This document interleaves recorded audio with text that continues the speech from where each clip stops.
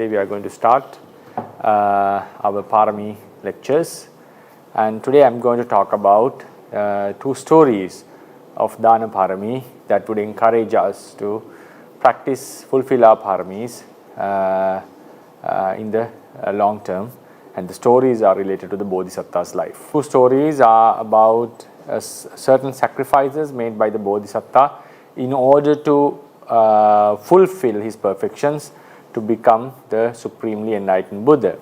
And these two stories are related to are to show the significance of the Deya Dhamma, what is being offered, because the one story shows us of the Bodhisattva sacrificing one of the most difficult objects to be offered.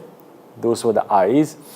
And then in another story, he offers something which is very insignificant in terms of the value, but still the act became so powerful because of his sacrifice.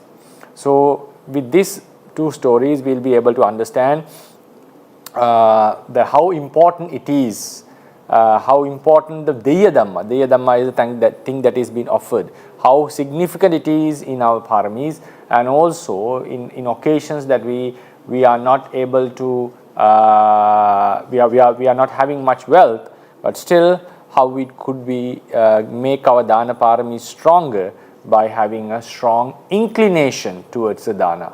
We call Dāna Jasya. So we'll go into the two stories and try to analyze and take the messages to our lives. So the first story is called Sivi Rajacharya, or Sivicharya we can call, the story of the king Sivi, S-I-V-I, Sivi. Bodhisattva was once born in a country called Sivi, which was ruled by a king named Sivi, and Bodhisattva was his son. So at the young age, he was sent to Takkasila or Takshila in Sanskrit, a certain city, and also the universities, some studying areas, and he was sent there, and he spent some years at the age of 16, and he returned back to his country, and he demonstrated his skills to his father. So being pleased with the son's capacity to rule the country, he bestowed the vice kingship to him, Yuvaraja. So afterwards, the king Bodhisattva was the deputy king and joined the administration of the kingdom. And then after the father died, he ascended to the throne and started to rule the country, and he was a righteous king who ruled the country with all the righteous means, and but at the same time he was a very generous king, and he used to do a lot of charity to the kingdom, and he didn't neglect the beggars and poor people. So he established 6 Dhanasala, 6 halls for charity, donating food and so forth, and in 6 different locations, at the 4 city gates in 4 directions, and 1 at the center of the city, and 1 in front of one near his gate palace.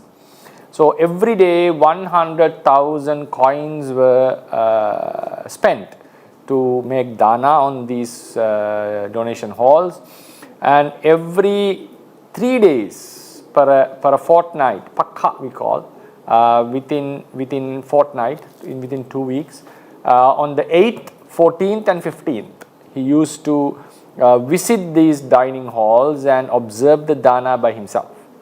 So likewise, he was continuously making donations to the poor people for a long period. So then once while giving dana for such a long period continuously, one day he had a very strange thought. He thought, yes, I have given almost every thing that can be given, external thing that can be given as a human, but I'm yet to make a internal organ donation. I haven't donated a part of my body, because for a Bodhisattva, while fulfilling his paramis, if something can be given, he must give it. There's nothing that he should not be offering.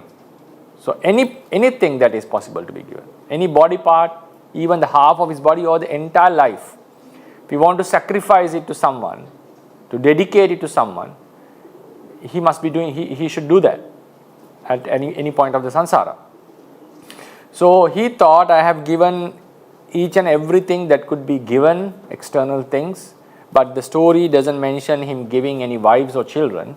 There's no such a story recorded about in the Sivi Raja, but he was thinking about the external inanimate things, non-living things, or maybe animals that he has given to anyone who has asked for it. And he has never dissatisfied a person who came to him asking or begging for something. And then he thought, I'm yet to make a donation of an internal organ or a body part. So then sitting on the lion's throne before going to the Dāna Sala on a full moon day, he thought, if someone needs for any part of my body, may he comes to me, may he approaches me, may he come to me and approach me, and I will donate it without any hesitation. If someone wants a part of my body like hands or limbs, I will donate it. If someone wants blood, I will let him to suck my blood. If someone wants flesh, I will remove the flesh from my body and offer him. If someone needs my eyes, yes, I will donate the eyes. Even the head, I will donate. If someone asks for half of my body, for whatever reason, maybe to consume or something, yes, I will donate half of my body. And if someone needs a slave for him to work for, then I will abandon my kingship and become a slave. So he made such a strong determination sitting in his lion's throne. And this was felt by the king of gods, the Sakha. Then he wanted to inquire. He said to his retinue, the god Deva Parisa, today King Sivi is making such a great determination. He is making a resolution. I want to check whether he is possible of making this true. Whether he is possible to keep to his determination, to keep up to his different determinations. Then he approached the king in the guise of an old Brahmin, old blind Brahmin. He just wanted to test King Sivi's determination. So it's a very, very interesting thing happened on a certain day. So the Bodhisattva was traveling on elephant back to the Dāna Sala. The Sakha, in the guise of a old Brahmin, blind Brahmin, stood in a certain high place while the Bodhisattva was traveling. Then he stretched his arms and greeted the Bodhisattva, the king. Then Bodhisattva sent, because he knew people approach him, asking for things, what they are in need of. So Bodhisattva drove the elephant towards the Brahmin. At that time, he kept his arms on his head and paid respect to the Bodhisattva king and said, "Oh, Venerable King, you are a righteous person who is controlling or ruling the country very well, and your generosity is widespread among the humans and also within the devas. Everyone knows you are such a generous king. So I came to you approaching and I asked for you because I am blind, therefore ask you." And the Bodhisattva was listening very attentively. Yes, I said, "What do you want? Please ask anything you want. How can I help you?" Then the Brahmin said, "Yes, Venerable Sir, my both eyes are blind. My both eyes are blind. So I'm asking for one of them. You have two eyes. I'm asking for one. So giving me one eye, may you sustain with another." So this was a very, very bold request, and I don't think anyone would dare to ask this from a king, because asking for an eye from a king could result in any outcome. This is something that even you request this from a normal, ordinary person, that he would get angry and he would get upset why you are asking for such a thing. And it could be offending as well. You cannot ask for a body part. It's not something very nice. But from Bodhisattva, you can ask for anything. That's the nature of the person. So he said, "You have two eyes and I don't have any eyes. So please give me one. So you can sustain with one." So this was the request he was making. Bodhisattva was astonished and he was surprised and he was really happy, and also at the same time he had a mixed feeling. So this was the request. And if you imagine of that era when he was surrounded by the ministers and people were looking at him, they were following him, when some Brahmin, just an old Brahmin, come and request to give one of his eyes, that was something very special. So that's the request he made to the Bodhi. So at that time, Bodhisattva had a mixed feeling. So in the beginning, he was sad. What was the reason? He thought, oh, this Brahmin is asking for one of my eyes, as if he has read my mind. I just made a determination in the palace and just came out to the city. So it seems like he has read my mind, because the day I made the resolution, he came asking for the eyes. So he thought I was negligent till now, because I didn't make such a resolution. If I had I made a resolution before, maybe this person would have come and someone would have come and asked for such a donation, such an organ. So he felt quite sad. I was negligent till now that I didn't make such a resolution, because he thought it seems something miracle is going on, something strange is going on. Then maybe some divine intervention was there. Some deity has instructed him, because that's why exactly on the day that I made such a resolution, someone is coming asking for eyes from me. Then he was overjoyed, because he thought, okay, today I'm going to fulfill my desire, today I'm going to complete my Dāna, because till now I have offered everything that I could, the external things, the Bahira Vattu, and today I'm going to make an internal organ donation. So then he was overjoyed, and he felt happy, and he talked to the Brahmin and saying, oh, I will surely donate you the eyes. And then he asked the question, he had a doubt. Were you instructed by a deity about my determination? Because I just came out of the palace, having determined, made a resolution. If someone asks for a organ, I would surely donate it without any hesitation. So were you instructed by someone? Then the Brahmin said, yes, I was instructed by the Sakka, because he himself was the Sakka. So then he said, okay, so let's go back to the palace. I will offer you both the eyes, not only one. I'm going to offer you both the eyes, because both eyes are blind, and you see the entire world, the people with these new eyes, and you can go back. So he was very happy, and he turned the elephant, and the entire retinue turned with him, and he went back to the palace and took the Brahmin to the palace. Then, having taken the Brahmin to the palace, the Bodhisattva sat on the throne, and he called the royal physician, and summoned the royal physician, called Sivaka. And he said, son, I want to offer my eyes, so please help me to make this donation. So I need you to remove them, like you remove a certain fruit from the shell. I want you to remove my eyes and offer to this person. So the news of the king going to donate his two eyes spread across the country like a wildfire. So people approached him, citizens came to him, his loyal people came to him, ministers, generals, council members, and wives all approached him and said, please don't do this. You can offer anything you like. You may offer any amount of money to this person. You may offer cattle, elephants, whatever you want. But don't offer your eyes, because you will not be able to rule the country any further after this, because you are a righteous king. We need you. The country needs you. It's very difficult to find a person like you, and there's no such a person like you who could rule the country. And we are very happy as the subjects, or as your subjects. So please don't offer the eyes. Please offer anything you like except the eyes. Then they were begging him, and they couldn't convince him. They couldn't stop him. The Bodhisattva was so determined that I will surely offer the eyes, that as I have determined and promised the Brahmin. Then so I'll go to the next part after translation. So then they were surprised. A Bodhisattva, a person as wise as the Bodhisattva, why would he abandon the pleasures in this life, luxury, because after offering the eyes, he's no one. He's not anyone. Like he loses all his capacity, capability.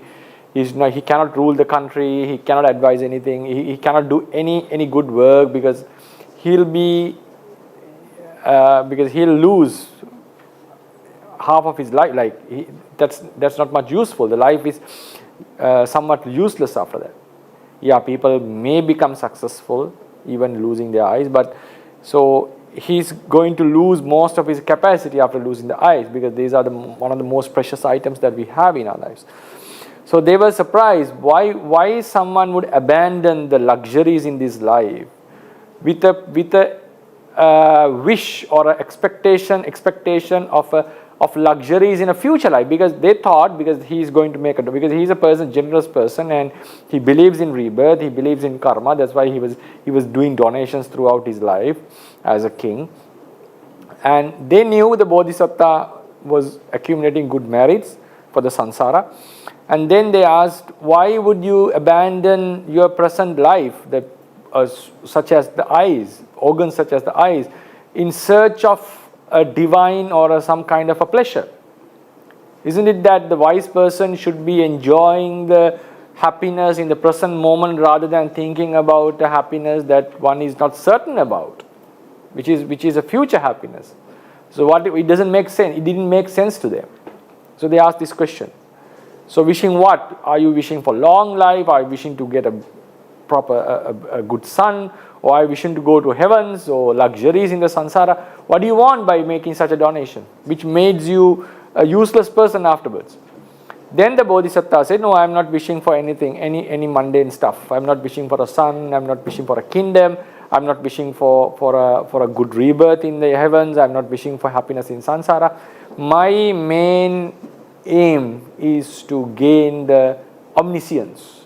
So I would be able to see the entire thing of the entire phenomena, the reality of the entire reality of the life of the world. So I want to be a Sabbanyu, the all-knowing person. So that's why I'm making this donation.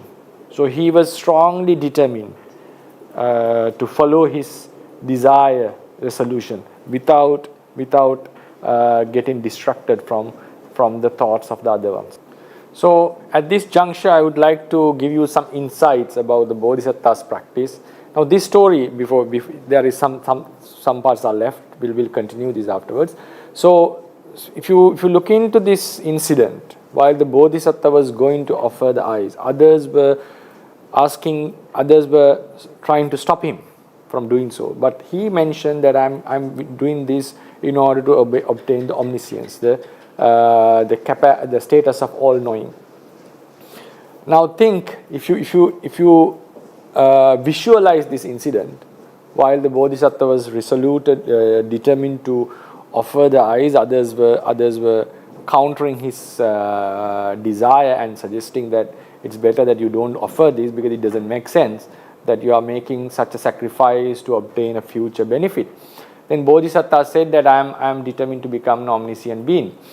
Now, this incident, when we are reading as Buddhist in an era where the Buddha's dispensation is there, we would feel, okay, sadhu, and that was a great achievement that he did, and that's why he became the Buddha, and we highly respect it, and we appreciate what he did because of his sacrifice, that he was able to understand the reality and taught us. But now imagine if you put him on that occasion, there was no Dhamma on that era, and the idea of Buddhahood was not very clear to anyone, because there's no doctrine which explains whether becoming a Buddha is possible or not. The doctrine, the Dhamma, was not present at that time, and we don't know how many were convinced by the Bodhisattva's argument. He said, I want to gain the omniscience by donating this. Now think, if we were there without any knowledge of Buddhism, is it possible that you donate your eyes and gain that capacity, that knowledge of knowing, all-knowing knowledge? Is it possible?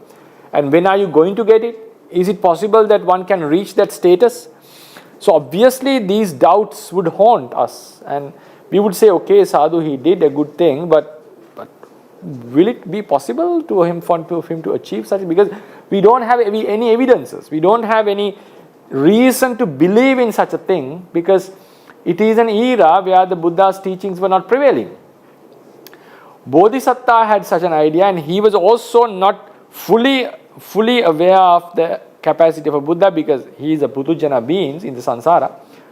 He may have known that, he may have understood that, yes, you can develop your spiritual capacities life after life, and there should be a status of all knowing, and one should be able to know the entire reality inside out in this world. And so he will be, and the world is suffering, obviously it is obvious to everyone, and one would be able to show the path to the beings how to be liberated from this cycle of rebirths. Because if someone knows everything, he should know the path way out from the suffering as well. That's why that is what is meant by knowing everything. So he had a view of his own, that by doing so, I will be developing my capacity, spiritual capacities, and accumulating great merits. So one day I will be able to reach that higher state. But think about the others. There's no reason for them to believe in such a thing. Maybe there could have been one or two who were very special and who would believe in such a thing. But most of the people would not have believed. Many would think that that's a stupid decision. That's why the ministers asked directly from the king, why would a wise person as wise as you would donate these eyes in search of a bliss in the following lives? They didn't have any idea of omniscience. And they were also not convinced by this act. If you are going in search of happiness in the following life, sacrificing your present life happiness, that doesn't make sense to them. That didn't make sense to them. So when the Bodhisattva said that I am not wishing for such trifle stuff, I am wishing to be the greatest being, that greatest status one could ever reach. So I am not sure how many were convinced over there. Because if they were really convinced, they would not prevent him, they would support him. So now this shows that how difficult it is, the practice of a Bodhisattva. Because in a Buddha's era, while the Dhamma is prevailing, yes, everything is known, everything was taught, we can program our minds and walk on the path. But in an era where there is no teachings of a Buddha, and the entire world is not following it, and the Bodhisattva is just having a thought because of his past merits and past paramis, that he believes in a goal. He himself believes in a goal that he will be able to achieve that status one day. And he is solo, he's just alone.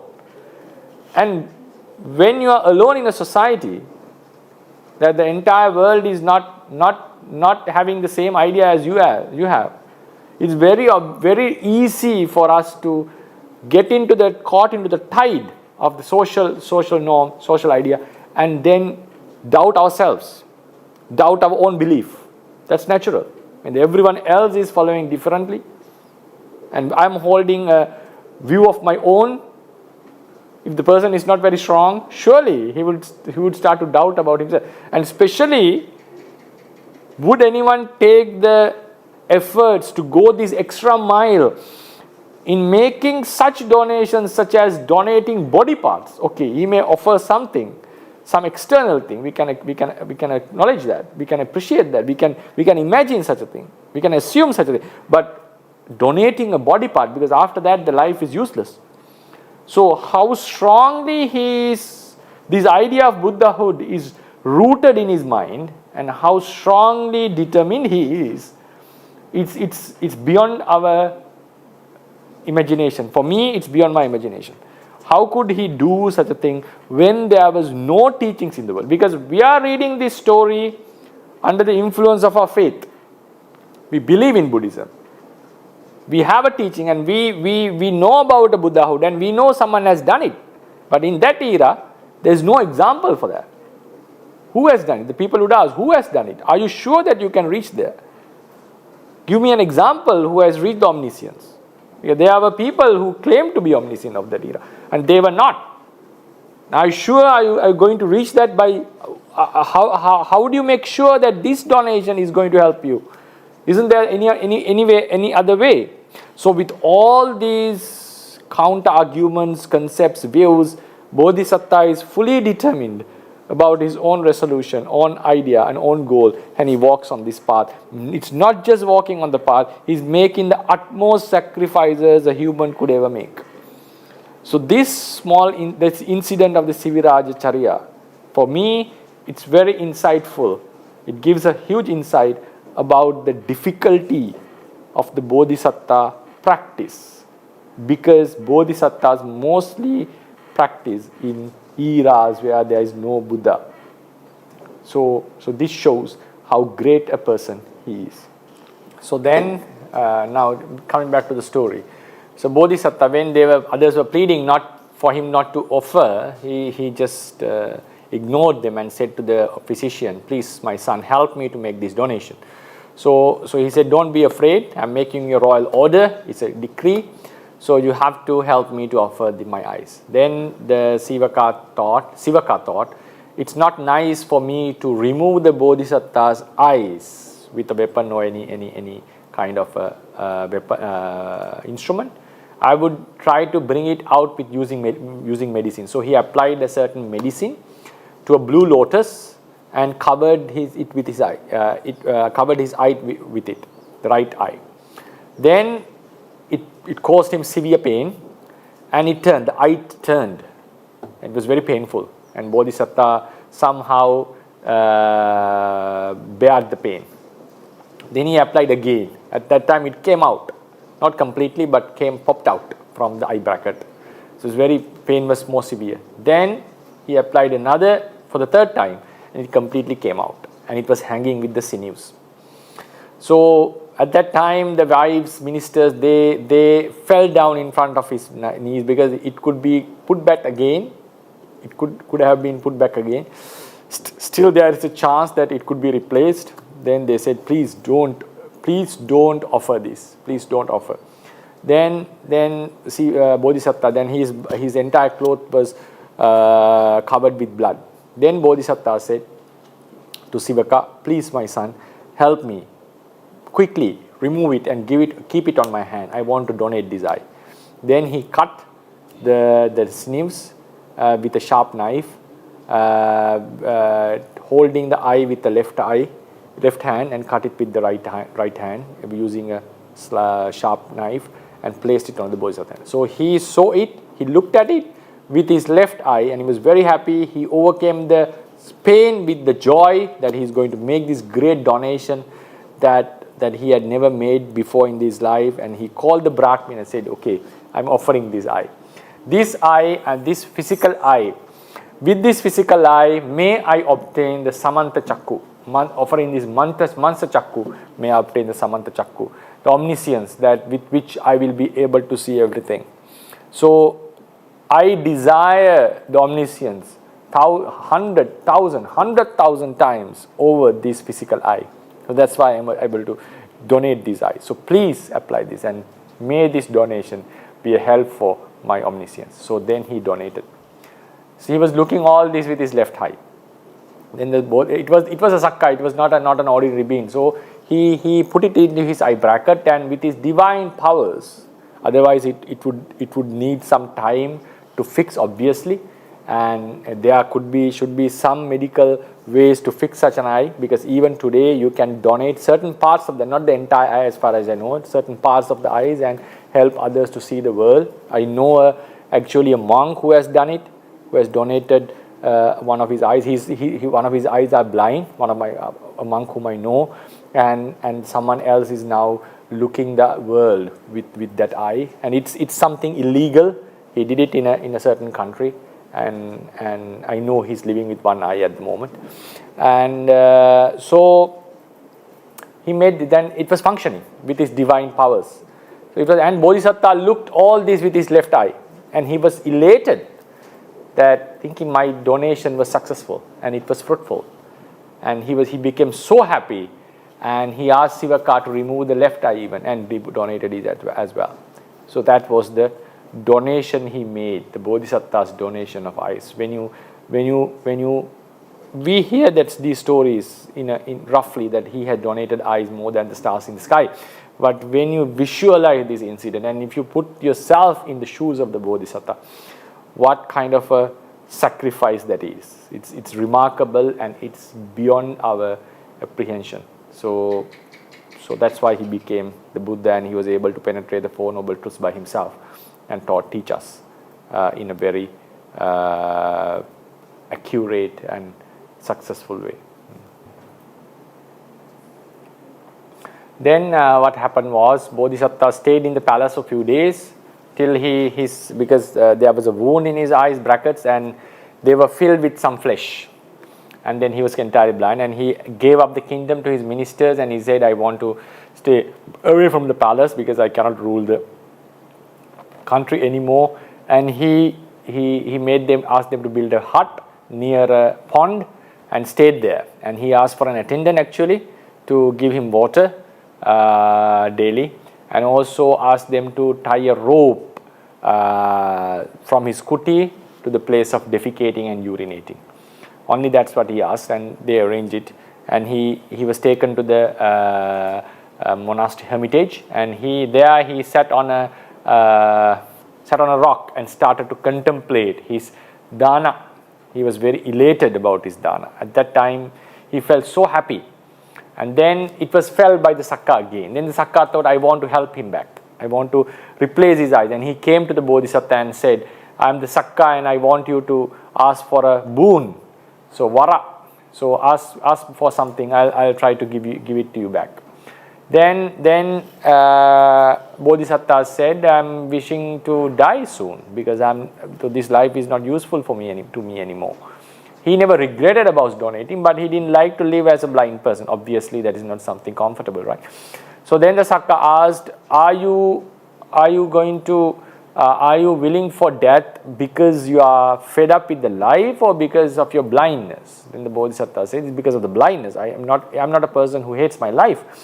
I don't like to live blind. That's why I'm waiting for the death. Then the Sakka said, if you have done a lot of great merits and I would like to help you to gain your eyes back, because donating eyes, making such donation are not only for the following lives, they can have effects in the present life as well. Then the Bodhisattva said, if you want to help me to gain my eyes, help me to gain it with my own Dāna or merits of my present life. Then the Bodhisattva said, so then make two determinations. Make two determinations about your donations. So then the Bodhisattva made two determinations. First one was, whoever had approached me in my entire life, they all were very dear to me. Like I never felt upset about them because they ask. Because when someone asks something from someone, the one who is asked sometimes feel a little bit uncomfortable. Why are you asking for such and such things? So I never felt so. I felt so happy and loving kindness towards the beggars. I never felt angry with the beggars. So with this merit, and also satisfied their desires. So with this merit, may I get eye. May eye appears to me, and eye appeared, it says. Then he made another determination. While donating my both eyes, before, while, and after, I never had any regret or sadness about it. I was fully happy and dedicated about my donation. So with this truth, due to this truth, may eye appears in me. So he made determinations, and they were called Satchakiriyas. By these truths, may eyes appears to me. So the second eye also appeared. The commentators say that was not a flesh eye, that was not a divine eye, that was a very special eye, arose due to his Satchakiriya, due to his determination, based on his truthfulness. So then it says, that story says that he ruled the country afterwards. But we have to keep in mind, so this is a very special story. In almost all the other lives, Bodhisattva didn't get the eyes back. They were not a happy ending story like the Sivi Rajacharya. So in most of the lives, he died as a blind person. So after donating the eyes, if he had donated his limbs, he dies without arms, without legs, without nose, without ears, without flesh. So sometimes he ended his life, completed his life as a slave. So Bodhisattva's charya shows that this story illustrates us that for us it's a very nice heroic story. For him, in most of the stories, it ended with agony, because even in the Sivi Rajacharya, he wished for the death. So this is very, very close to the enlightenment. This incident has happened not very far from his final birth. So even a Bodhisattva who has reached such maturity in Bodhisattvahood, still after donating the eyes, he didn't like the blindness. No one likes blindness, that's obvious. So it shows that, but he has donated his eyes more than the stars that we see in the outside, when you go outside it at night. That's how the book says. So it shows that in most of his lives, he was encountering the suffering, because after you have donated your eyes, no one is willing to help you yet even. Because if someone loses the eye due to an accident, yes, others will feel pity and compassionate and would help us. But if I have lost my eyes because of my own wish and I have donated them, the impression would be different. People will say, it's your decision. It's you who decided to donate. So then you have to bear the pain and you have to bear all the difficulties afterwards. And it's not very nice for the Bodhisattva to ask for help, because it's you who took the decision. And he's not such a person who would beg for help. As a king, he said, please give me, if you can, please give me attendant and all this, because he was still the king and he could surely ask for it. But and ministers could easily do it. But in other occasions, if he had donated as a normal human being, he cannot ask his wife to stay. He cannot ask his children to support him. It's not fair for him to ask his neighbors or relatives to support him. And Bodhisattva, I feel, is such a character that would not beg or plead for such help, because before he's a very matured and responsible person. So if he's donating his eyes, he has to take the entire responsibility of the consequences, what's the outcome. So if he had donated that much of eyes in his sansaric lives, so all those lives ended him being blind. If he had donated at a young age, he had to live for 50, 60 years. If it was if the lifespans were too long, as the doctrine states, he would have stayed for hundreds of thousands of years being blind. So and that's the eye. I think it's one of the most difficult body parts to donate. Even without a hand, you can still sustain if you see the things, if you are able to see the things. But still, living without a hand, without any limbs, that's not an easy life. If an eye and one hand and a leg is gone, we can imagine how difficult it would be for the person to sustain. And in some lives, maybe the regret may also arise, because he's an ordinary being. Ordinary means a Putujana being. So he has to overcome those as well. And that's why, that another point to highlight, that's why he had a very special retinue. In order to be a Bodhisattva's close companions, close members of his life, they also need to make a huge sacrifice. The parents have to bear when the son is making such sacrifice. If the parents are alive, no parent would like his son to donate a body part and be a disabled person afterwards. But if one is willing to be a father and mother of a Bodhisattva, they have to bear this pain. No son would like his father to be a disabled person. And which son would take care of a father who donated his limbs? So it has to be a special son. And no wife would stay with him, because he is donating against their will. Then they ask not to do that, he is doing it. And he is such a stubborn, in terms of worldly form, he is a stubborn, determined person. And he is determined to a goal that no one else knows, no one else believes. It's only him believing strongly. Maybe others would follow him, thinking that his greatness. But others doesn't have a strong belief as the Bodhisattva does. So it has to be a special wife. And not many women would follow him, because imagine who would like to support the husband when he has donated his body parts while she is telling not to do that, the children and the retinue are telling not to do that.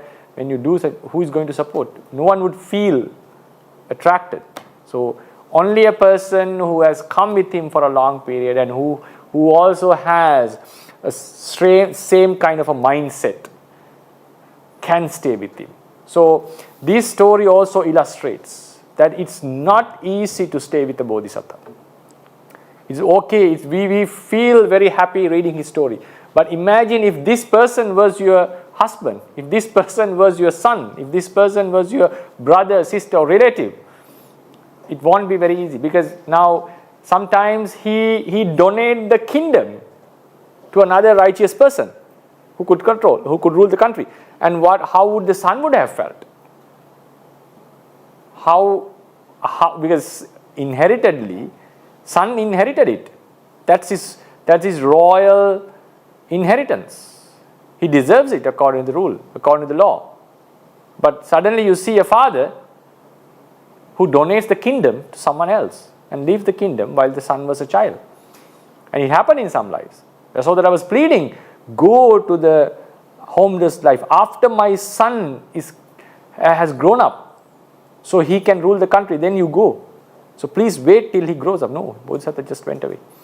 So when you read the stories of the Bodhisattva and apply it and imagine and put yourself in the position of the close members of his family, I would rather say that most of the people would say no for such a life. I know some would be able to embrace it and accept that. I know there can be some people, but the majority of the people, even the ones who are willing to attain arahantship, I don't think many would make such sacrifice. That's why when he divided the titles here, when he said this much you have to practice to be a Buddha, a Bodhisattva, Pacceka Buddha, two chief disciples, the great disciples, and he allocated 4 special positions: mother, father, son, and Upattaka. Upattaka means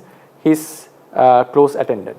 He didn't mention about the wife of the Bodhisattva, and according to my understanding, she played the most significant role in his entire life, more than any other member in the Buddha's retinue. So this story, it is a very great story of donating the eyes, and ones who are not willing to be a Buddha are not necessary to donate such limbs, but this shows that a great story of our teacher, how he fulfilled his Dāna Parami, and this would also encourage us, if he could donate such body parts, that we should be able to donate the external stuff as much as possible and fulfill our Parami, because why did he endure such suffering?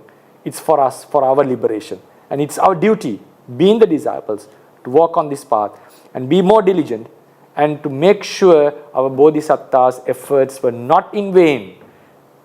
So even we will be getting all the benefits of the doctrine that he introduced to the world, and that he would be so happy. If he was alive, he would be the happiest person to know that my disciples are following the doctrine diligently, so my effort was not in vain, because his effort was to liberate beings as much as possible. So that would be an encouragement to us. So that would be the story, and yes, you can translate. It was a long explanation anyway. Yeah. So that would be the talk for today, and I hope you got some inspirations to practice your Dāna Parami with our Bodhisattva, one of great sacrifices which he made in order to attain the Buddhahood. So I wish you all the best, and may you be able to practice Dāna better than before. Vannupatha Jataka, my name is Parami, and I will guide the Q&A session. From no name, Vannupatha Jataka, I often feel the desire to give is greater than the ability to analyze the recipient's needs. Often, after I give something, in reality it turns out that the recipient doesn't use it, even though the recipient initially stated he needed. Please advise on how to analyze common objects that deserve to be given. Thank you, Bhante. Yeah, it's an important question to be classified, because when you look into the Bodhisattva's character, it is said that It is said that he normally offers things to ones who are actually in need of such things, especially when it comes to offering the limbs, body parts. He makes sure that those are not, those sacrifices doesn't go in vain. Because therefore, if someone is asking out of foolishness or madness, he doesn't understand the value of a body part, or if he, maybe sometimes they may ask due to hunger, okay, then there is a reason to offer them. So I was talking about the Bodhisattva sacrifice. You can apply it into our lives as afterwards. So may he make sure that someone actually needs some, is actually in need of that before they offer. So if someone is fully convinced that he is not actually in need of such thing, yes, it's up to the person not to offer. But he still, now sometimes when he's offering money and all these stuff to the poor beggars, he was not always analyzing, like when he opened the doors of his houses and said anyone could take whatever they want. It's not possible to analyze whether the people are actually in need of the things or not. Right? He's just giving the things. In some occasions, he opened the doors of his house and said, anyone who is in need of anything, please come and take. So at that time, you cannot analyze whether the people who are coming and collecting the stuffs from your house are actually in need of them, or whether he'll use them or not. So after you make a donation, I rather would say not to check whether the person is using it or not. Because sometimes he may give it back to someone else, or he may use it, or he may keep it for some to be used at a later stage. Yeah, anything is possible. So if we have donated, that's donated. We call it in Pali, dinnang sudinnang. What was given is nicely given. After that, it doesn't belong to us. And it's not our duty to check whether the person is using it or not. But if you have the perception that the person has asked for many things and he is actually not in use of that, maybe he is misusing our generosity, then you can take a decision. Sometimes even in order to fulfill your paramis, you would give it to him. That's still okay. It's still okay. But rather you can give it to someone who is actually in need of it, rather than giving it to someone who is not going to use it. Yes, you are in full capacity, autonomy to decide whether you give it or not. There's no harm in it. Giving dana is a good thing, and deciding not to give when you don't want, that's up to the person. There's no fault in that.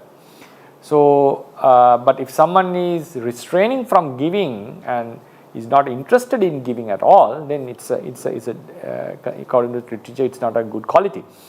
So I would say first of all, it's better not to analyze check whether the person is using the stuff or not. That's going. Otherwise, it's going to affect your kusala as well. If you get the regret, or if you feel upset about the recipient. And then if you feel like the person is misusing your generosity and keeps on asking because he doesn't know the value of the things that he's getting, or if he doesn't know, if he really wants to put you in trouble by offering, and he's for whatever invalid reason, yes, then you have the full authority or autonomy to not to give. And in terms of Dhamma, there's no harm in it. So in terms of Bodhisattva sacrifice, it is mentioned, especially when he is donating the body parts, he would donate it to someone who is actually in need of it.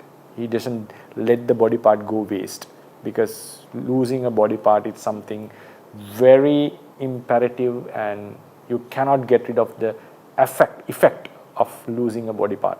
So he makes sure that the body part is surely given to someone who is actually in need of. So you can apply this into your life as well. Nami Bhante, regarding Bodhisattva who donates a body part, if Bodhisattva give vital organ such as heart, does the body will also automatically shut down, and if other part is not donated yet, will it die along with the body? Thank you, Bhante. Yeah, according to the literature, there are two body parts that when the Bodhisattva donates, that he will die eventually. That is, donating the head and also donating the heart. So no one can live without a head, and no one can live without a heart. So that donations automatically eventually makes him to die. There's no doubt about it. And there's another donation called donating the half of the body.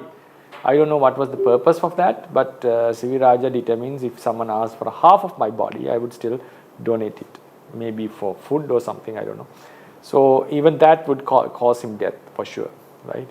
If it it determines from where it was cut. So yes, so eventually he will die. There's no doubt about that. So I think he will die even before, most of the cases, even before he donates it. So when he decides, yes, you can take my heart, or if he removes it, obviously when he removes it, he will not be able to live anymore. Which is a very, very, very terrifying, dreadful donation. And it says that he has done it.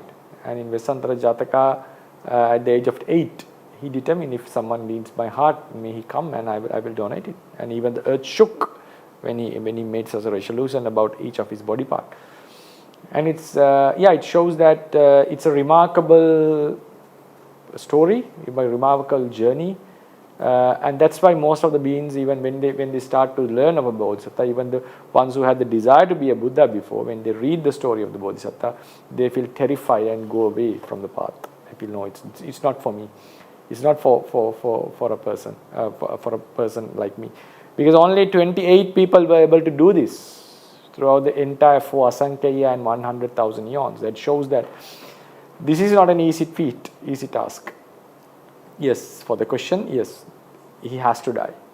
When he donates his head, when he donates his heart, in most of the cases, as I assume, when he donates half of his body, surely he has to die.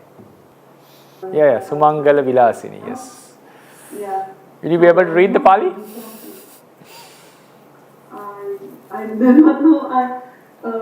So I'll read it. Okay. Sabbanyuta bodhisattesu matu kuching okkamantesu nikkamantesu sambujjantesu dhammachakka pavattantesu yamaka pāṭahāriyam karantesu devo rohanam karantesu ayu sankhayam ussajjantesu parnibbayantesu dasasahassa chakkavala kampanādīni Pāṭihāriyāni dakkissamāti.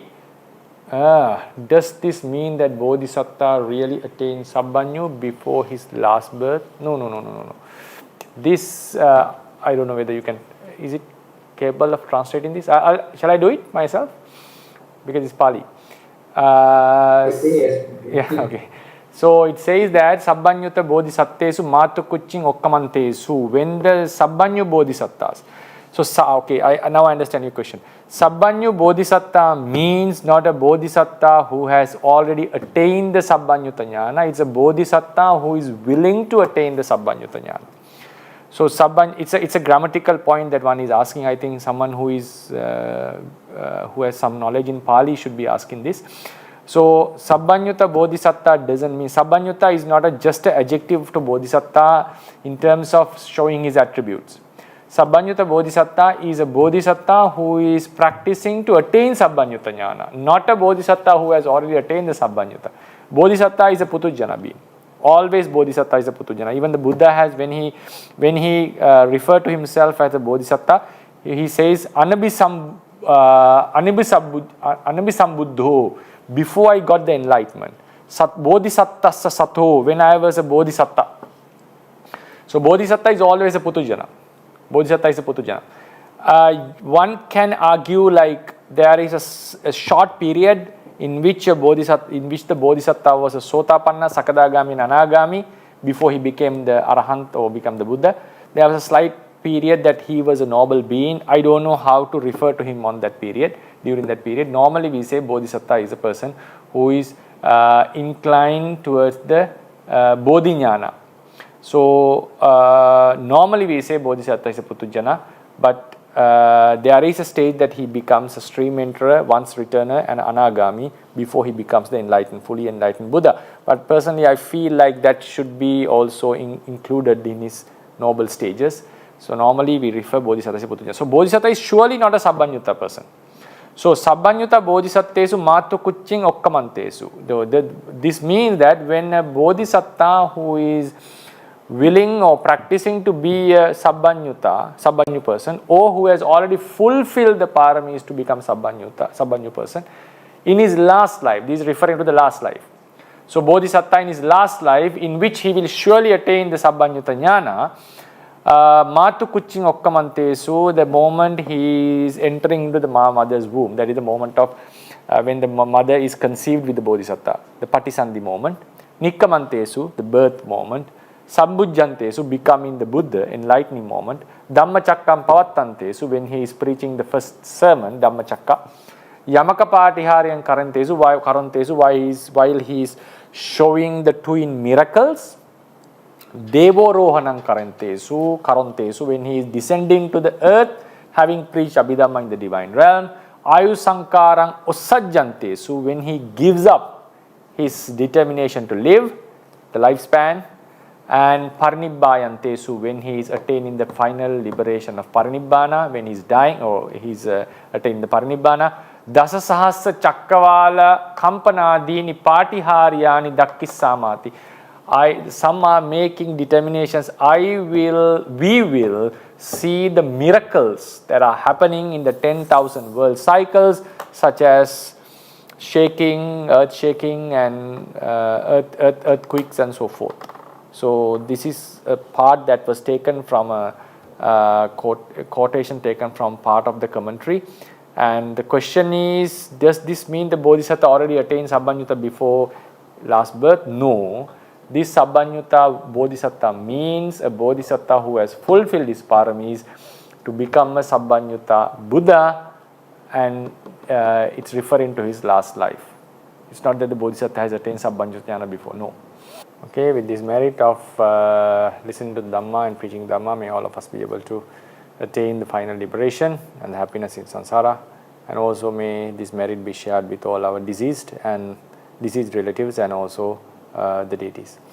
Ittavata amhehi sambhatang punya sampadang sabbe deva anumodantu sabbe bhuta anumodantu sabbe satta anumodantu sabba sampatti siddhya idang vo nyati nang hotu sukita hontu nyatayo idang vo nyati nang hotu sukita hontu nyatayo idang vo nyati nang hotu sukita hontu nyatayo idang me punyang asavakkaya vahang hotu idang me punyang nibbanassa paccayo hotu mama punya bhagang sabba sattanam bhajemi te sabbe me samang punya bhagang labantu. Sadhu sadhu sadhu buddha sasanam chirantittatu buddha sasanam chirantittatu buddha sasanam chirantittatu. Sadhu sadhu sadhu.